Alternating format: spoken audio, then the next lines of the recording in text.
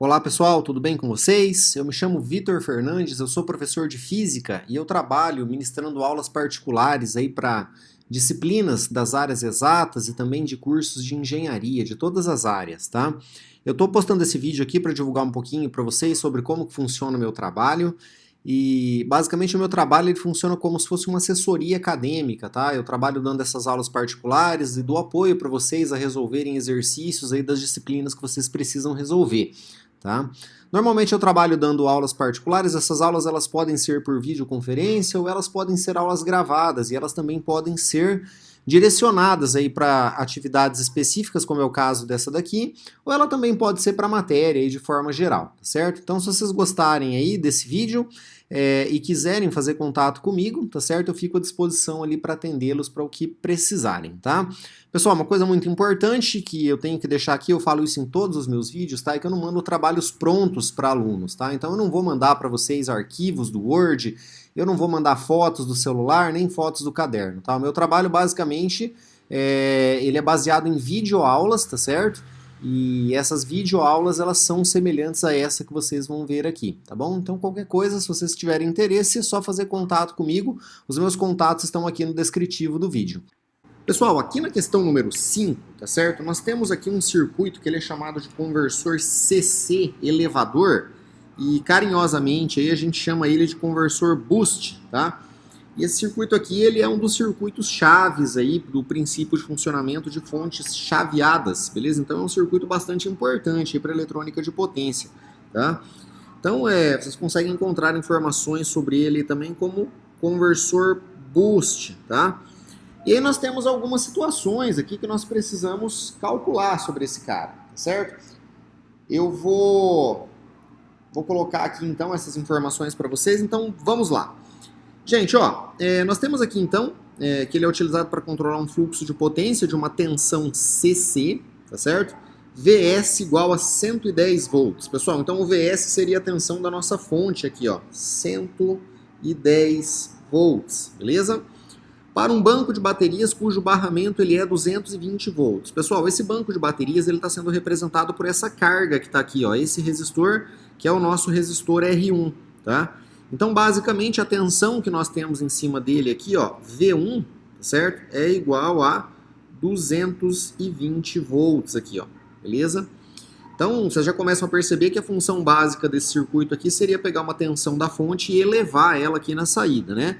E, de fato, é isso mesmo que esse circuito faz, tá, pessoal? Então, ele está dizendo pra gente o seguinte, ó, a potência transferida para a bateria é 25 kW.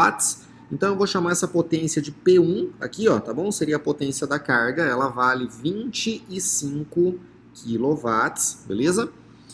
E aqui, gente, ó, ele está falando para nós uma situação extremamente importante e isso vai facilitar demais o nosso cálculo, mas muito mesmo. É para a gente desprezar a ondulação de corrente aqui no indutor. Nossa, isso aqui ficou uma mão na roda, resolve a vida, tá? E aí nós temos que calcular, primeiro, né, no item A aqui, o valor da razão cíclica. Pessoal, vamos então conversar um pouquinho sobre isso, tá? A razão cíclica geralmente a gente representa pela letra D, tá certo? E só para a gente se lembrar um pouquinho aí, pessoal, o que seria essa razão cíclica aqui, tá? Vamos supor, pessoal, ó, vocês estão vendo aqui que nós temos essa chave, né? E essa chave aqui, ela está gerando para a gente uma onda quadrada, tá? Essa onda, ela tem uma determinada frequência. Ela pode ou não ser PWM, tá, pessoal? Então, ó, qual que é o esquema que nós temos aqui, gente? Então, ó, ela vem aqui primeiramente numa parte baixa, tá certo? Depois ela vem aqui numa parte um pouco mais alta, ó. E aí ela fica, tá? Fazendo o chaveamento aqui, ó, desse MOSFET de acordo com esse sinal aqui, beleza? Então, gente, ó, o que a gente considera, tá? Se eu pegar, ó, desse ponto que eu tô marcando aqui de caneta rosa até aqui, eu tenho uma onda dessa completa aqui, ó. Então, esse daqui seria o nosso período aqui, ó, que a gente chama de T grandão, tá certo? E aí, gente, essa razão cíclica, né, que é representada pela letra D aqui, basicamente, pessoal, é a fração aqui, ó, ou seja, a parte desse sinal que fica no estado ligado aqui, ó, beleza? Então, essa parte aqui, ó, seria a nossa razão cíclica, que nós carinhosamente chamamos ela de Duty Cycle. Olha que nomezão mais bonito, beleza? Então ela geralmente representa pra gente um tempo, e esse tempo aqui, ó, nós geralmente chamamos ele de T-on, seria o tempo ligado, tá?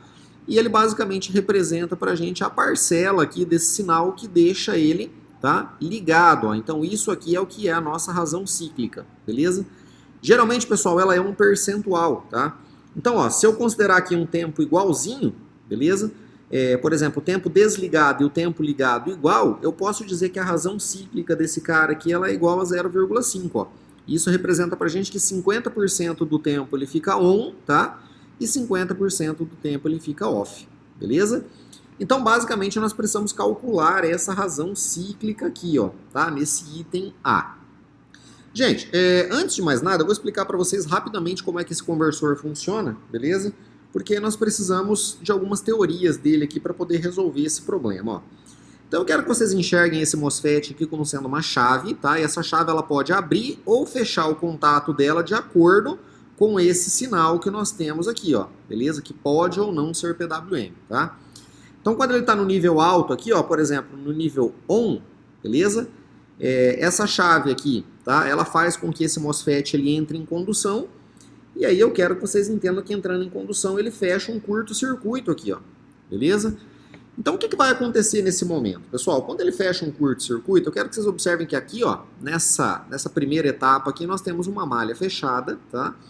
E vai sair uma corrente daqui com o objetivo, tá certo? De ficar girando aqui, ó, nessa malha. Então, pessoal, essa corrente que vem aqui, tá? Que é a corrente que vai passar aqui pelo nosso indutor, a gente geralmente chama ela de IL, tá? Ela polariza o nosso indutor de acordo com esses sinais aqui, ó, porque ela está entrando aqui pela esquerda e saindo pela direita, tá? E aí, gente, ela faz com que a corrente ela comece a circular aqui pelas espiras, ó. E nós sabemos, pessoal, que o indutor, tá? É da natureza dele armazenar, tá certo? Energia sob a forma de campo magnético. Então, aparece um campo magnético aqui que geralmente a gente representa pela letra B, né? B de campo magnético aqui, tá? E aí, gente, ó, esse processo ele é muito rápido, tá certo? Ou seja, a corrente ela passa por aqui, aparece campo magnético, tá? E ela fica circulando aqui, ó, por dentro dessa malha.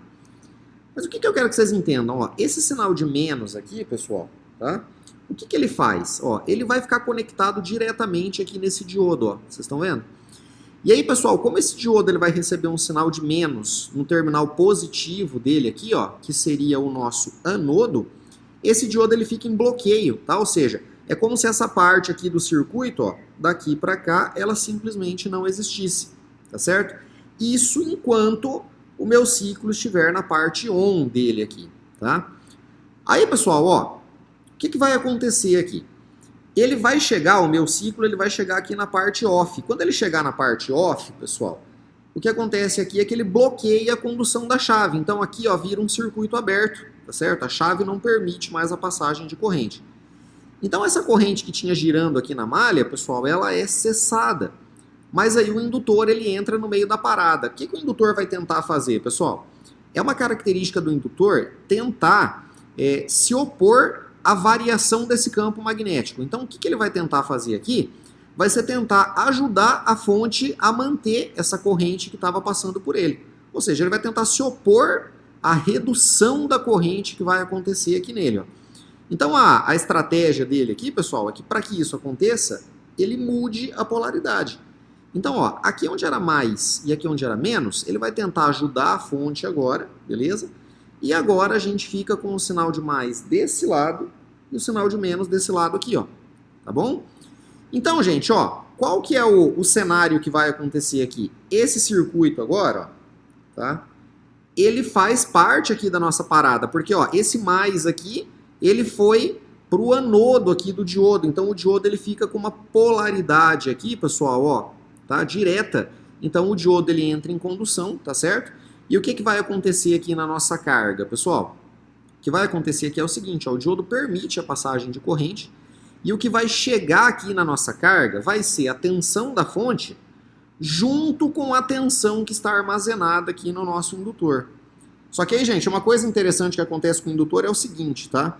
Quando essa tensão do indutor ela é liberada para o circuito, normalmente ela é liberada com um fator que é proporcional à quantidade de espiras que ele tem. Então, geralmente, ela é uma tensão bem mais alta do que a tensão aqui da nossa fonte, ó, porque ela é multiplicada pelo número de espiras, tá?